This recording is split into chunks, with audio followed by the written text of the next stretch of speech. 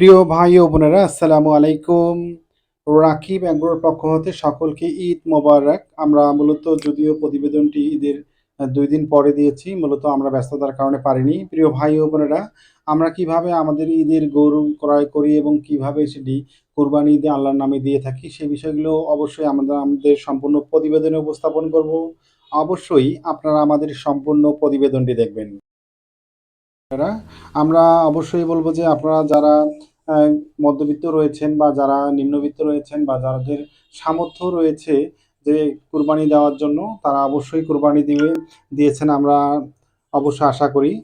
আর আপনারা দেখতেছেন যে আমরা আমাদের যে পরিবারের জন্য যে কুরবানির গরু ক্রয় করব তার জন্য আমরা হাটে এসেছি। আমরা এখানে বিভিন্ন ধরনের গরুগুলো মূলত দেখিয়েছি। তার মধ্যে আমরা মূলত যে গরুগুলো দাঁত হয়েছে অর্থাৎ ২ দাঁত বা ৪ দাঁত এই ধরনের গরুগুলোই মূলত আমরা খুঁজতেছি। কারণ ২ দাঁত বা ৪ দাঁতের গরুগুলো মূলত আ কোরবানির জন্য উপযুক্ত। আর আমরা চাচ্ছি যে শরীরে অর্থাৎ গরুটির শরীরে যাতে কোনো ধরনের খুঁত না থাকে অর্থাৎ বিভিন্ন ধরনের যে কাটা, ফাসা বিভিন্ন ধরনের যে সমস্যাগুলো থেকে থাকে সেগুলো যাতে না থাকে। এজন্য আমরা সিলেকশন করেছি আমরা একটি অ্যা গরু মূলত আমরা একটা মধ্যবিত্ত পরিবার। আর আমাদের পরিবারে মূলত আমরা নিজস্বভাবেই আমরা অল্প বাজেটের মধ্যে আমরা গরু কুরবানি দিয়ে থাকি। আমরা যে গরুটি ক্রয় করলাম মাত্র ৳৮৬,০০০ মূলত এই গরুটি আমরা এখন ক্রয় করলাম। এই গরুটি আমরা কালকে অর্থাৎ ১ দিন পরে আমরা কুরবানি করব। আর মূলত আমরা ঈদের আগের দিন কেনার কারণ হচ্ছে যে গরুগুলো যদি আমরা পূর্বেই ক্রয় করি, তাহলে দেখা যায় যে গরুগুলো কিন্তু ও এক জায়গা থেকে আরেক জায়গায় গেলে খেতে চায় না। আর খেতে না চাইলে গরুগুলো মূলত অনেক শুকায় যায় এবং গরুগুলো বিভিন্ন ধরনের প্রবলেম হয়ে থাকে। যার কারণে আমরা মূলত কুরবানির ১ দিন আগে আমরা ক্রয় করেছি। আজকে কুরবানির আ ঈদের দিন আমরা সকালে মূলত গরুটিকে আমরা গোসল করাবো।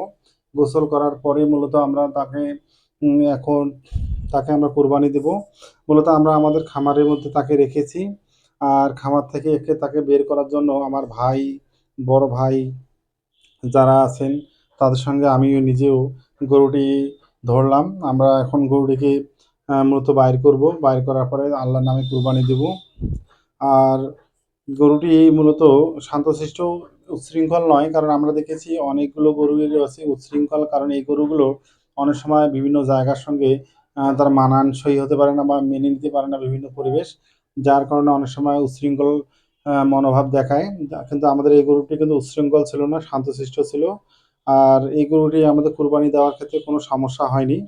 আর একটি কথা বলব যে কুরবানি দেওয়ার পরে অবশ্যই আপনারা ৩ ভাগে ভাগ করবেন মাংসগুলো। কারণ আপনার আত্মীয়স্বজন এবং নিজের জন্য এবং ফকির মিসকিন বা যারা রয়েছে তাদের জন্য, এতিমদের জন্য অবশ্যই সেগুলো বরাদ্দ রাখতে হবে। আমার ভাগিনা আপনারা দেখতেছেন, ভাগিনা কোরবানির দিন যারা ছোট যে আমাদের পরিবারের সদস্যগুলো রয়েছে, তারা কিন্তু সবাই কিন্তু আনন্দ উদযাপন করছে। তার সঙ্গে আমার নিজস্ব ভাগিনা তারা কাটাকাটি করছে। এভাবে কিন্তু মাংস কাটাকাটি যে বিষয়গুলো রয়েছে সেগুলো আমরা মূলত কসাই বা কাউকে নেওয়া হয়নি। আমরা মূলত নিজেই পরিবারের যে সদস্য যারা আমরা রয়েছি, সকলে মিলেই কিন্তু মূলত আমরা এই কাজগুলো করেছি। আমার ভাই এবং আমার ভাগিনা, আমার ভাতিজা এবং পরিবারের যে অন্যান্য সদস্য রয়েছেন, তারা সকলে মিলেই কিন্তু আমরা কোরবানি একত্রে দিয়েছি এবং আমরা সকল কাজগুলোই মূলত আমরা একত্রে করেছি। আর প্রিয় ভাই ও বোনেরা, আমরা বলব যে অবশ্যই কোরবানি আপনারা দিবেন। কোরবানি অবশ্যই যাদের উপর খরচ তারা অবশ্যই দিবেন। আর যাদের কোরবানি সামর্থ্য নেই তারা অবশ্যই যারা কোরবানি দিয়েছেন তাদের ভাগের অংশ তারা অবশ্যই পাবে।